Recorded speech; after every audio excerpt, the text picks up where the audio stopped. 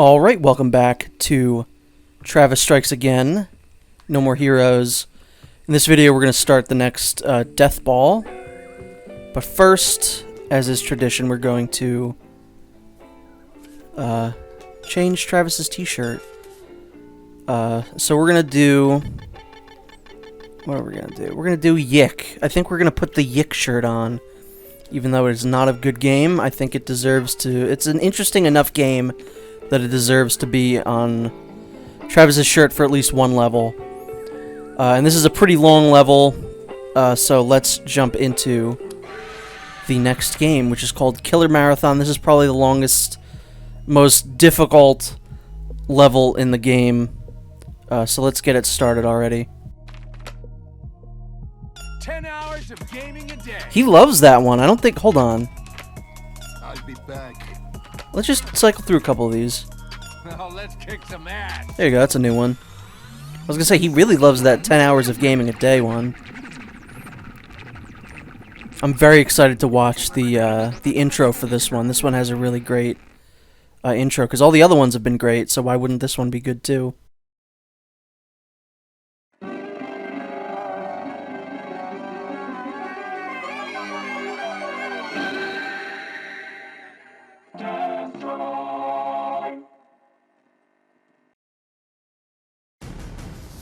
Oh, that's weird. Didn't have an intro. Maybe you gotta go back like the first level.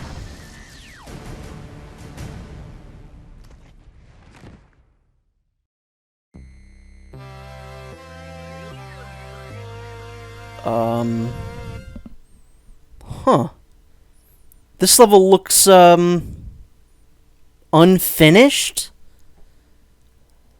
That's pretty weird. It's just an Azteca stone right there. Where am I? It's under construction. What are you, blind? Under construction? What the hell does that mean? This is what it looks like when a location is being built in Unreal. So it's a work in progress, huh? How much of it is done? I have no idea. Go ask that woman, Dr. Juvenile. She is kind of moody. She had problems with the staff while making Killer Marathon. She started flipping over tables and stuff and made them redo the whole thing. Did somebody piss her off? Every game development team is unique to others. I mean, that's probably true for any type of workplace, but none of them are that simple. I thought that making video games was a much more fun job, but it's extremely low-key yet delicate work. Like, surprisingly so. I see. Anyway, I don't care if it's a work in progress or not. I'm passing through. Don't come crying to us if things go badly. We warned you. I'm going on a tour of Dr. Juvenile's mind. Okay, so I guess we just gotta play this level?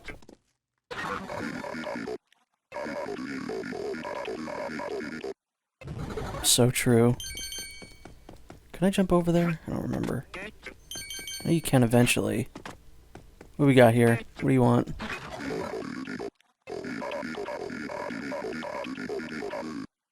Nah, don't worry about it. I think... I don't think they've put a death plane in here yet. They should probably work on that. Fax received from K. What?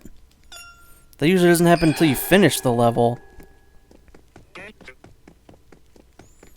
What the hell is going on in this level?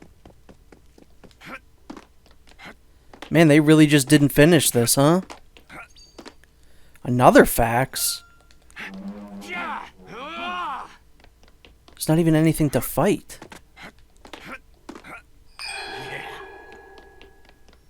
I guess this is the first level that really looks like an indie game, though. It's completely unfinished, just white. Very simple colors. Okay, so I'm gonna break character for a second here. I want to say this is obviously... First off, it's a tease to the DLC level, because they do eventually finish this level. But it's still a very good example of very smart level design. Because to get back over here, you'd be like, okay, wait, do I jump here? Do I jump here? Do I jump here? They put a chair there, so you know, okay, I jump here. That's smart level design. Very smart indeed. And you gotta just jump back up here. Very nice. I like the way that this is done. And also, you know what? It's good to just have a breather every now and then.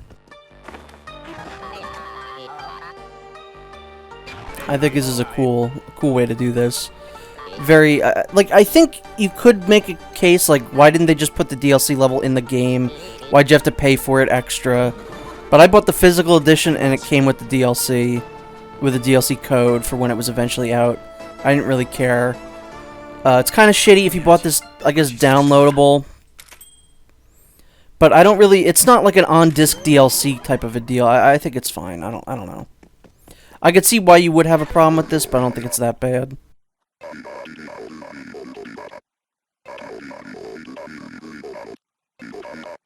That's weird. What does he mean by that? See, I personally don't mind that this is like this. Wait, get all the coins. Keep going, Travis. Get them all. Oh, I think I got them all.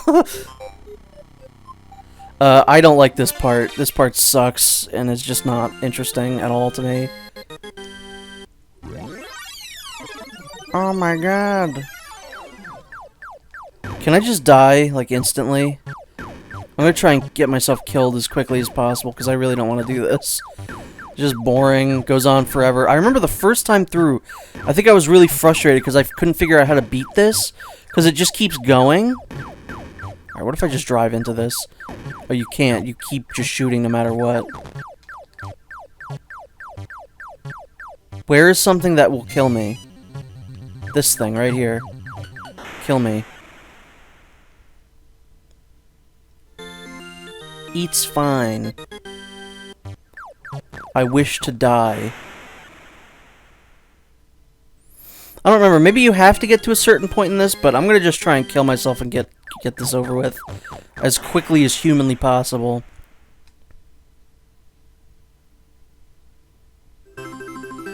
Oh no, game over. We do not like to see that. Yeah, there we go, good. Fuck that, get me out of there. I mean, it's cool that it's there if you wanted to do it, but I don't particularly want to.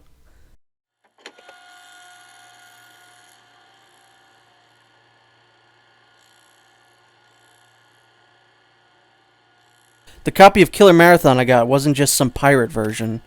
It was the Death Drive port of the legendary arcade game that started it all, created by John Winter himself. Apparently, it's not finished.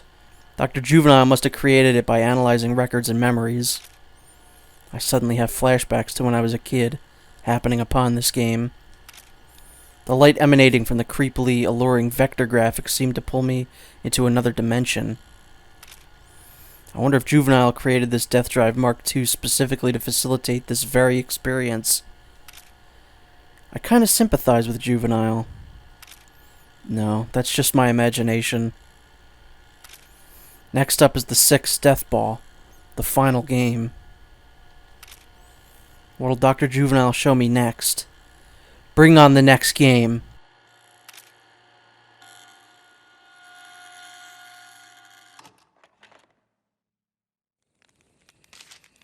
Okay, we got another ramen blog, we got facts, and Travis Strikes Back. No, I will not save yet, thank you, game.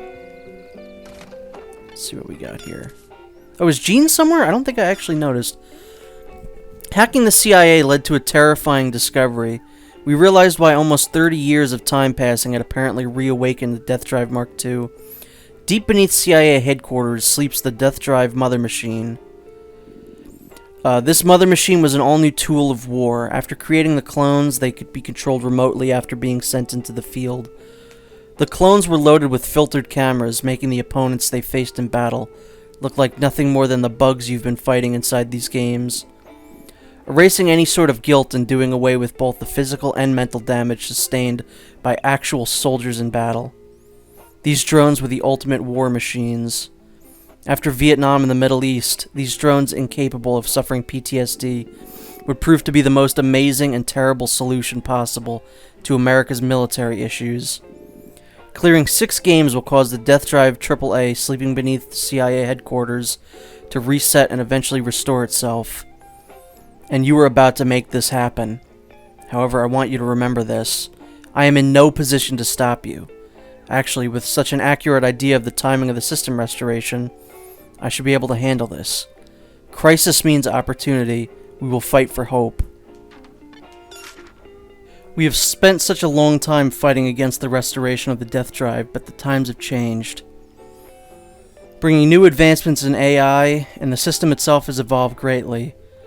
Up till now, the system ran on programs created by man, but now we've reached the point where AI is able to learn independently and repair itself. And it has created an AI that can connect to and sync with the human brain. Apparently, the mother machine beneath CIA headquarters has been connected to the brain of the recently dead legendary game creator John Winter. John Winter was our teacher, and it was he who created the first version of the Death Drive. I had believed that it would be impossible to prevent the system's restoration, but then you showed up. It seems that however advanced an AI may be, the condition of having to clear all 6 games is crucial after all. Whether or not you end up clearing the games, the CIA will likely find a way to work things out eventually. This means that we have no choice but to go up against them now, while the time is right. I'll continue this later. Whoops. I'm setting the blueprints for the Death Drive AAA. Take a look and I think you'll understand just how massively tough of an opponent we're up against. So there it is. Kind of looks like one of those gamer chairs where it's like the computer's built into it. It's just really stupid looking. But yeah, there we go. Gene is in Coffee and Donuts, so the rest of this video is going to be, it's going to be that. So take it away, Future Mike. Alright, Future Mike here. We are now jumping into 2 scenarios with Gene that we have to go back. The first is in Coffee and Donuts. This is one of the most straightforward ones in the game, and it's certainly very straightforward compared to the other one we're going to do in this video. So this one, we just have to go up to one of the other floors in this here mansion. I pointed this room out specifically when we were actually playing through Coffee and Donuts, so it's really not that hard. It's just this room right here. We head inside and there's Gene. Pretty simple stuff.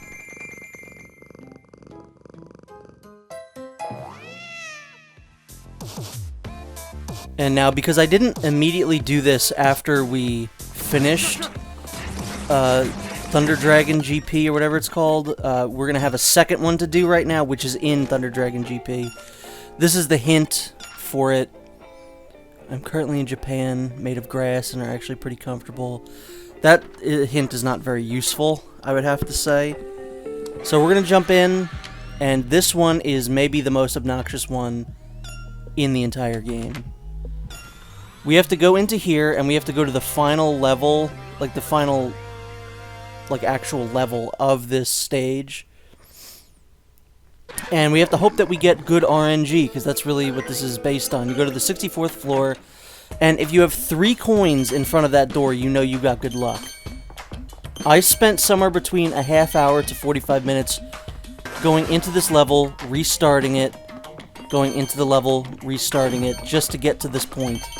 And you can still mess up because you have to use a specific path.